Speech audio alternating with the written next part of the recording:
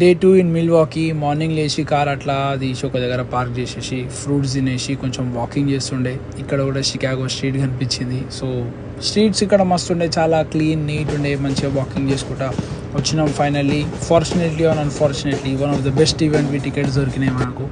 So this is summer fest అనమాట. ఈ మొత్తం యూఎస్ఏలోనే one of the biggest fest ఇది. ఎవ్రీ సమ్మర్ అవుతుంది. ఎవ్రీ స్టేట్లో 2 days చేస్తారనమాట వీళ్ళు. ఒకవేళ మీరు ఈ సమ్మర్ మిస్ అయితే నెక్స్ట్ సమ్మర్ పక్కా వెళ్ళండి. లోపల ఇట్లాంటి కాన్సర్ట్స్ ఒక 10 different కాన్సర్ట్స్ ఉన్నాయి. నాకైతే మస్త్ సిస్టమ్, ఇట్లా మ్యూజిక్, పీపుల్, క్రౌడ్ కాన్సర్ట్స్ అనేవి నేను ఇండియాలో మస్త్ ఎంజాయ్ చేస్తున్నాయి అనమాట. కింద నుంచి చూస్తే సరిపోలే, ఎంత తిరిగినా వస్తూనే ఉన్నాయి. కొంచెం వైబ్ ఎంజాయ్ చేసినాం. దాని తర్వాత పైన నుంచి చూద్దామని పైకి ఎక్కినాం అనమాట. పైన నుంచి వ్యూ ఎంత క్రేజీ ఉందో మీరే చూడండి. ఇక్కడ డిఫరెంట్ టైప్స్ ఆఫ్ పీపుల్ వాళ్ళ టాలెంట్స్ని షోకేస్ చేసుకుంటున్నారు. అండ్ మెల్లగా వర్షం స్టార్ట్ అయింది, కానీ నా పాట పాడడం మాత్రం ఆపుతలేడు. వర్షానికి పైనుంచి మూనే కిందికి వచ్చేసింది. అండ్ ఈ స్టేట్లో one of the finest and purest cheese దొరుకుతుందంట. టేస్ట్ చేస్తుండే డిఫరెంట్ కైండ్స్ ఆఫ్ చీజెస్ వాళ్ళు ఇస్తున్నారు. అది కూడా ఒక కొత్త ఎక్స్పీరియన్స్ అయింది. అండ్ ఇక్కడ నుంచి వ్యూ చూడండి ఎంత క్రేజీ ఉందో.